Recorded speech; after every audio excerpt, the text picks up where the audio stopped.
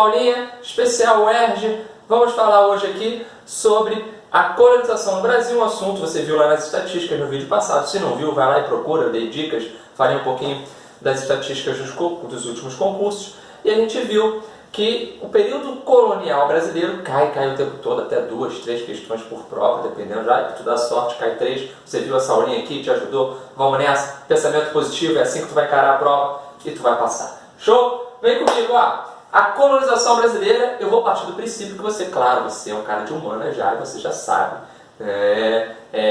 bastante coisa sobre esse momento, você não é um leigo aqui, tá chegando, que colonização, não. Então vamos partir desse princípio para a gente poder caminhar bem.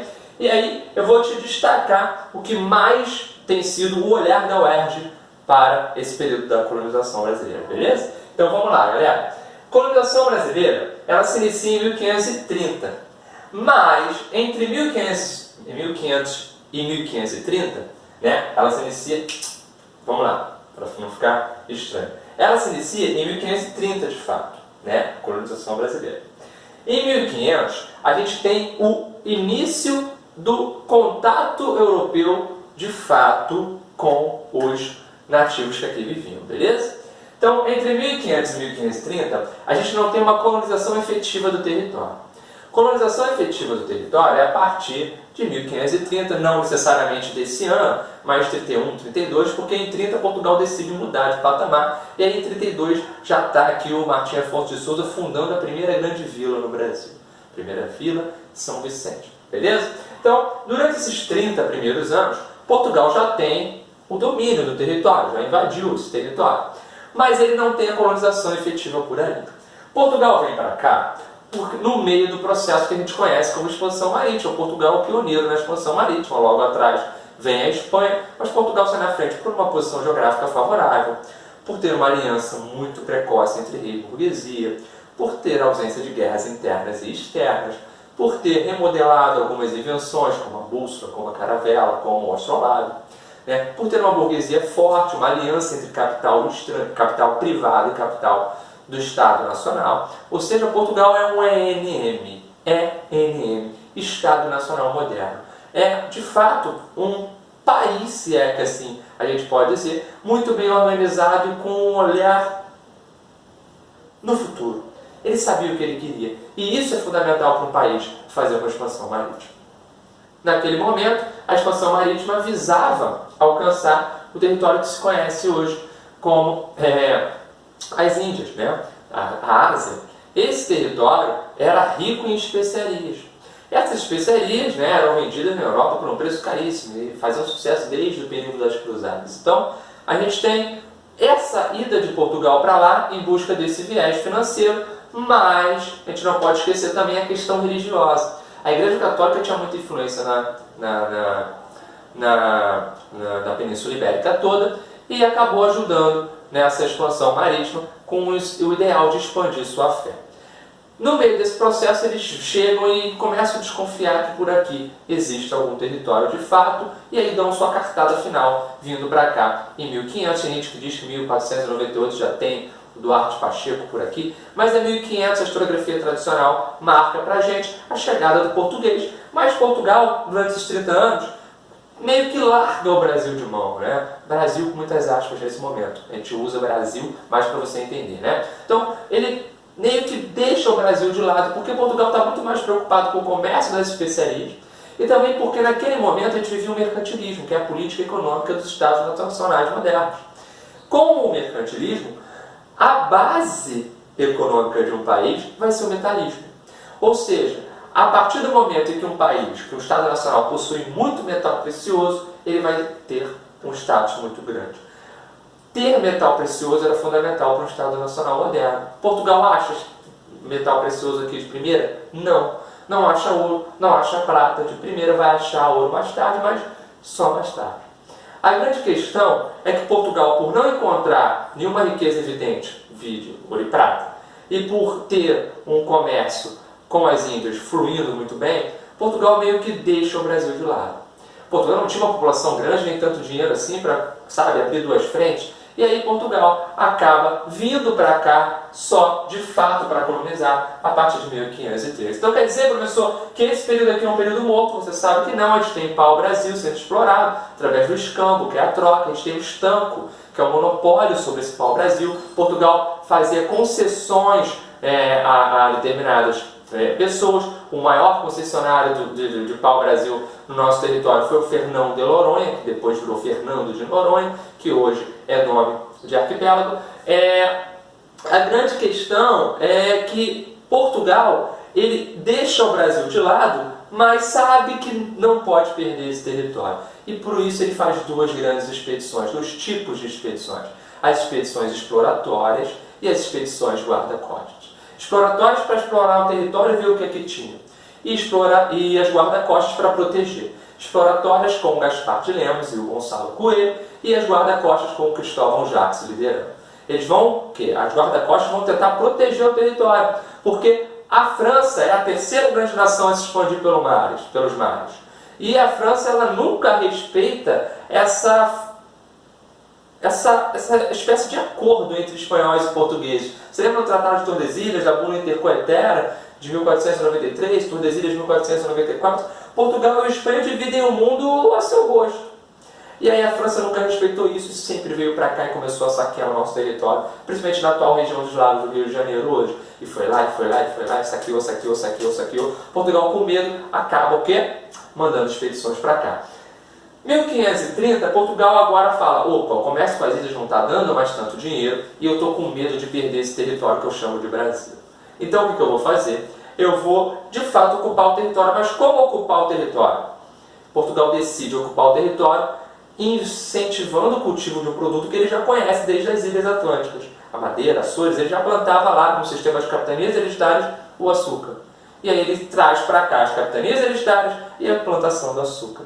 Martim Afonso de Souza, na primeira grande expedição colonizadora, ele vai de fato iniciar o cultivo em São Vicente, e aí depois no Nordeste o açúcar vai encontrar o território perfeito para se estabelecer. Clima bom, terra boa, aceitação internacional, boa experiência anterior do português e, claro, fundamentalmente não esqueça isso, a aliança antiga, desde essas ilhas, desde a Madeira, lá, Açores, a Holanda já ajuda Portugal. Aliança com os holandeses. O Banco Holandês, no século XVI, chega a ser o mais poderoso, o Banco de Amsterdã, o mais poderoso da Europa. Ou seja, eles tinham dinheiro para investir no açúcar e ganham também em troca com isso. Nessa aliança Portugal e Holanda, o Brasil vai ser um território incrível e maravilhosamente perfeito para o cultivo do açúcar. Nordeste explodindo, capitanias hereditárias são um fracasso. 14 anos depois, em 1548, elas são de 1534. Em 1548 elas são não substituídas, mas dominadas por um sistema chamado governo geral. O governo geral não acaba com as capitanias, ele só passa a dominá-las, E as capitanias hereditárias eram descentralizadoras, o governo geral vem centralizar. As capitanias hereditárias não deram certo, somente Pernambuco e São Vicente se desenvolveram, por conta de vários fatores: ataques indígenas, ataques estrangeiros, falta de especialização por parte desse cara que veio para cá para administrar, não tinha experiência, dificuldade de contato entre as capitanias, entre a capitania e a metrópole, ou seja, nada estava dando certo em relação às capitanias hereditárias, porque, principalmente, o cara que recebeu essa capitania hereditária, que era um baixo nobre na Europa e veio para cá na expectativa de melhorar de vida, ele simplesmente acabou tendo que desenvolver o território com dinheiro próprio. E nessa relação ele acaba o quê? Se quebrando. E aí Portugal viu que não deu certo e falou, opa, vou criar um governo que possa controlar as capitanias. Ele compra algumas, por exemplo, a capitania da Bahia e funda a nossa primeira capital, que é Salvador, mas ele fica observando as outras capitanias através de um controle geral por um governador geral chamado Governo Geral. Simples, fácil, direto. Beleza? O açúcar é o nosso principal produto nesse momento e vai ser nosso produto carro-chefe, até o primeiro reinado. No primeiro reinado ele vai ter uma concorrência com o açúcar de beterraba que estava sendo produzido, e aí... Mas a gente também vai passar por um problema um pouquinho antes. Os holandeses chegam a invadir o nosso território, lembra das invasões holandesas? E aí quando eles saem daqui, eles vão para as Antilhas. Quando eles vão para as Antilhas, eles acabam o quê? Concorrendo com o nosso açúcar. O Brasil também sente um pouquinho, o Nordeste cai um pouco. Mas de forma geral, o açúcar foi o nosso grande produto. né? Mais para frente, no século XIX, vem o café, e o café vai no embalo do açúcar e passa a ser o nosso grande carro-chefe também. O açúcar, a produção açucareira, né, nos engenhos, ela acabou não diversificando muito a nossa economia, claro, ela era para o mercado externo, mas ela trouxe um acompanhamento muito interessante. Por exemplo, o algodão, a pecuária e o tabaco. Guarda as drogas do sertão para daqui a pouco. Ó. Tabaco, pecuária e algodão acabaram nascendo por uma perspectiva alinhada ao grande produto que era o açúcar. Então, era uma espécie de satélite ao redor, né? Ou seja, o algodão, a pecuária e o tabaco ajudavam o açúcar a se consolidar. Pecuária para o mercado interno, o algodão era importante para as vestimentas e também para a venda. O tabaco foi utilizado durante muito tempo para a troca de mão de obra escrava africana. Interessantíssimo, galera. Você sabe, quando você lembra de Brasil, você lembra da escravidão negra, galera que vem da África, trazida à força por esses portugueses, por esses traficantes de escravos, e se consolidam aqui, acabam tendo que trabalhar forçadamente. Mas a gente não pode esquecer que houve também uma escravização por parte dos indígenas. Até o final do século XVI, a gente tem mais escravo indígena sendo trabalhando por aqui do que escravo propriamente africano. É a partir do final do século XVI que, de fato, a escravização negra vai se consolidar. E por que Portugal acaba escolhendo a escravização, né, a escravidão dos africanos e não a escravidão dos indígenas? Acaba meio que deixando a escravização dos indígenas num segundo plano, não vai tão profundamente. Por quê? Primeiro, os indígenas conheciam o território e fugiam com maior facilidade. Segundo, a gente tem uma consolidação muito importante da Igreja Católica tentando proteger esse indígena, já com relação ao africano, ela dizia que pode escravizar. Outra coisa é o lucro que o tráfico de escravos dava, e tudo isso você já sabe, né? Ou seja, cada vez que o traficante revendia por aqui uma pessoa, revendia um escravo, ele acabava pagando uma taxa aos portugueses e Portugal acabava lucrando muito com esse tráfico vindo de fora e acabou incentivando tudo isso. O tráfico de escravos foi o maior motor da reprodução da escravidão.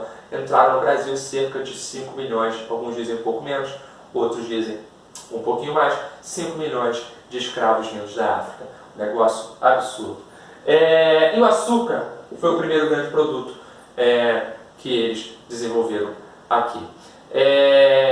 No sistema conhecido como plantation, né? Plantation, quando a gente fala em plantation, a gente lembra de leme, latifúndio, exportação, monocultura e escravidão. Então, o açúcar é o grande primeiro produto, a pecuária, só um detalhe, ela surge alinhada ao açúcar, não é? Não falei que isso aqui eram fatores alinhados ao açúcar e eram complementares na nossa economia? A pecuária ela surge alinhada ao açúcar, mas logo em seguida há uma rusga entre os senhores de engenho e a galera que estava produzindo ali a pecuária.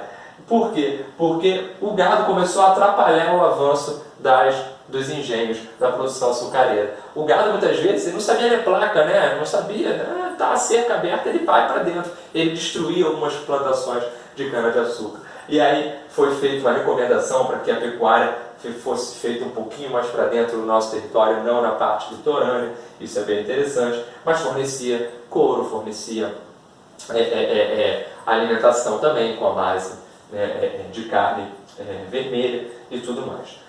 As drogas do sertão são importantes para a nossa economia porque são produtos extraídos no seio amazônico. Quando a gente fala em sertão, a gente lembra um lugar meio deserto, quente pra caramba, sem árvore nenhuma, mas sertão naquela época significava o interior. E aí a região amazônica era considerada o sertão brasileiro. E as drogas do sertão são produtos fitoterápicos, os utilizados no meio da culinária, no meio medicinal, que tinham grande valor no mercado estrangeiro e eram retirados com base na mão de obra indígena. Mas professor, você me falou que o indígena ele foi escravizado por pouco tempo, Portugal meio que teve assim, uma escolha, escolheu escravizar o africano, escravizou menos o indígena. A igreja protegeu exatamente aí tal ponto. A igreja protege o indígena nos famosos aldeamentos, nas missões jesuítas. E nesse momento, as drogas do sertão são exploradas com mão de obra indígena livre. Sabe aquele livre, entre aspas, aquele livre que não é tão livre, né? Aquela situação que o cara está ali, aquele trabalho que ele faz sem muito, né? Sem querer tanto. Mas enfim, ele está lá nessas missões no seio amazônico, que são fundados fortes também, lá na Amazônia. E a gente tem as drogas do sertão, Guaraná, Urucum, vários e vários produtos que são extraídos do nosso território e que vão ser vendidos. Beleza? Show? São as especiarias brasileiras, como muitos vão falar. Essa questão do açúcar é bem interessante porque quando o açúcar sente um impacto muito grande, no final do século XVII, muitos historiadores trabalham com a ideia de ciclo, né? Ciclo do açúcar, ciclo do ouro, ciclo do café. Só que esse termo é bem estranho porque dá a ideia de começo, meio e fim. Não usa muito isso, mas se cair você sabe que ele está falando do auge. Por que começo, meio e fim não cabe aqui? Porque desde o primeiro momento que o açúcar começou a ser produzido, ele nunca mais parou. Pense São Paulo hoje lá. São Paulo está produzindo açúcar pra caramba, né? Ou seja, há uma produção constante. O açúcar é muito importante para a nossa economia. Não há. A ideia de ciclo é a ideia de que esse produto foi o quê? O nosso carro-chefe durante aquele período. Então, por isso o pessoal diz ciclo. Beleza? Então, o ciclo do açúcar ele vai ser extremamente marcado ali entre o século XVI e o século XVII. No final do século XVII, lá por 1690, 1693, a gente tem a descoberta de jazidas substanciais de ouro. E aí a gente começa a entrar numa nova roupagem. O período do ciclo do açúcar cai, né, constantemente, e o ouro começa a ser cada vez mais explorado. Porque de uma região mineradora a gente encontra várias. E ali, meu amigo, é tudo que o Portugal queria. Se o Portugal viveu o período do recalque, porque desde o século XVI o espanhol, seu vizinho, já tinha encontrado ouro, agora Portugal vai o quê? Vai se vingar. Portugal vai conseguir encontrar ouro e vai desenvolver toda a sua exploração por aqui. É interessante que o açúcar, ele acaba sendo substituído pelo ouro muito também por conta dessa concorrência que eu falei para vocês um pouquinho sobre a questão das Antilhas. Quando os holandeses são expulsos do Brasil depois de uma invasão que durou 24 anos em Pernambuco, eles vão para a América Central e lá eles acabam fazendo uma indústria açucareira e acabam o quê? Competindo com o nosso açúcar. E aí, no meio disso tudo, vem o ouro, e o ouro vem para salvar, o ouro vem para modificar essa situação toda. E interessante aqui a questão de sociedade, tá, gente? No açúcar, no Brasil do açúcar, a sociedade era pouco diversificada. Você não tem uma introdução muito grande de diferenças de trabalho, você não tem muitas profissões surgindo, você não tem uma comercialização efetiva. Basicamente, o Brasil era um país agrário que vendia para fora. Com a descoberta de jazidas de ouro, a gente agora tem uma nova roupagem. Porque agora o ouro primeiro vai atrair gente de tudo quanto é canto para Minas. Desde fora, desde dentro. Muita gente vai para Minas Gerais. A nossa população explode. O número de africanos sobe porque eles vão vir para cá obrigados para trabalhar, né? O número de escravos sobe no nosso território. Surgem atividades ligadas à mineração, porque Minas passa a ser o ponto central do nosso território. E ele vai ser o ponto central, mas tem que ter um abastecimento. Então, pelo Rio São Francisco vai ter uma ligação muito importante entre a região Nordeste e Minas Gerais. Você vai ter a figura dos tropeiros partindo, levando carne do Rio Grande do Sul para lá, para essa região mineradora. Ou seja, a sociedade toda vai se integrar no espírito do ouro, né? As capitanias vão ficar mais integradas, a nossa economia vai se integrar, vão surgir novas profissões, vão surgir novas demandas comerciais, novas vilas, novas estradas. O ouro é o começo da nossa independência, a gente costuma dizer isso. Então, a partir do século XVIII, o Brasil já está bem diferente do que foi até então. O Brasil já tem outra cara. O Brasil já tem uma cara, não tanto daquela cara de colônia arcaica, beleza? O Brasil tem uma outra visão. E aí o ouro vem, há um controle maior sobre o nosso território também por parte da metrópole. A metrópole vai querer não perder esse produto tão valioso. E aí você vai ter lá os impostos, o quinto, as fintas, você vai ter a captação, a questão da derrama, que foi aplicada somente uma vez, mas que levou muito medo às pessoas. Ou seja, todo esse processo do ouro é fundamental para a nossa história, mas a gente tem que entender que o ouro é finito, uma hora ia acabar e acabou. Durou 100 anos. Entre as mudanças mais efetivas a gente tem, como eu já falei, tudo isso, questão do comércio. A gente tem também a mudança da nossa capital de Salvador, já que o Nordeste é o nosso centro econômico, agora para o Rio de Janeiro. O Rio é nosso centro econômico. Agora um pulo do gato para você. O Rio vira capital não somente por essa proximidade com a região das Minas. O Rio vira capital também porque nesse momento há uma disputa na região sul do Brasil entre portugueses e espanhóis por territórios. Colônia de Sacramento, colônia de Sete Povos das Missões, uma disputa com vários tratados de Lisboa, o Trash 1, o Trash 2, se quiser dar uma passada por eles, o Tratado de Madrid, importantíssimo, tem um vídeo aqui falando sobre esses tratados. E uma forma de Portugal ter um olhar melhor para aquela região foi transferindo também. Ou seja, não é só por causa do ouro que Portugal transfere a capital de Salvador para o Rio. Transfere também para ficar mais ligado nessas tensões ali, essas questões diplomáticas e de disputas territoriais. Beleza? Não sei se você já percebeu desde o início aqui, ó, eu falei colonização brasileira e eu botei 3 datas: 1808, 1815 e 1822. 1808 para muitas pessoas vai ser o fim da nossa colonização, porque a família real portuguesa vem para cá, abre os portos e o Brasil não é mais colônia. Para outros vai ser 1815, quando o Brasil vira o Reino Unido. Né? Lembra da elevação do Brasil ao Reino Unido, Portugal e Algarves, 1815, no período joanino? E para outros só com a nossa independência, 1822, em que o Brasil deixa de ser colônia. Isso vai depender da sua perspectiva, do seu olhar para a história. Beleza? Eu, professor Fábio, eu considero 1815 como o fim da nossa colonização, porque agora sim o Brasil é um reino unido a Portugal e Algarves. Beleza? Lembre, durante o período colonial a gente tem também revoltas, né? Nem tudo é maravilha, nem tudo é passividade. A gente tem revolta escrava, a gente tem revolta indígena e a gente também tem revoltas de nativos que aqui viviam, tanto por criticar alguns pontos relacionados à metrópole, aos mandos da metrópole, quanto ideias mais radicais, influenciadas pelo iluminismo. São as revoltas que a gente chama emancipacionistas. Então, 2 grandes grupos: revoltas nativistas e revoltas emancipacionistas. Diferenças entre as duas: as nativistas eram conflitos locais, tem até uma paródia aí no canal, você pode procurar na playlist, né? São conflitos locais, conflitos que não querem independência em relação a Portugal, né? Como a aclamação de Amador Bueno, a revolta de Beckman, a Guerra dos Emboabas, a revolta de Felipe dos Santos. Foram várias revoltas, Mascate, né? Guerras entre grupos. Todos esses eram conflitos locais que dão um ideal de natividade para o território. Já outros conflitos, inclusive um deles tem que ser olhado especialmente, também tem um vídeo aqui, chamado Conjuração Baiana, de 1798, são as revoltas emancipacionistas, influenciadas pelo iluminismo, com o ideal republicano que querem romper com Portugal.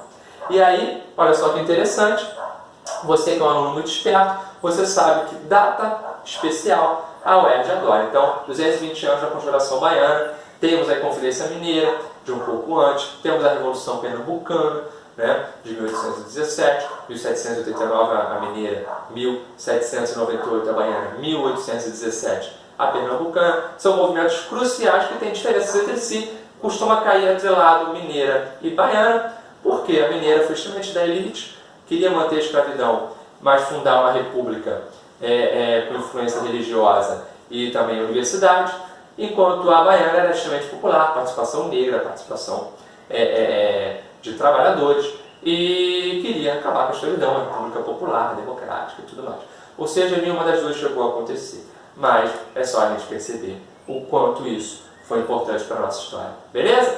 A gente vai dar sequência depois aqui com outros vídeos, até a data da sua prova, só ir com calma, não é algo difícil, tá? Isso aqui foi mais para você lembrar de alguns pontos importantes, espero que eu possa ter te ajudado. Qualquer coisa, põe aí nos comentários que a gente responde. Valeu? Se inscreve no canal, curte. Se você não é inscrito, se inscreve.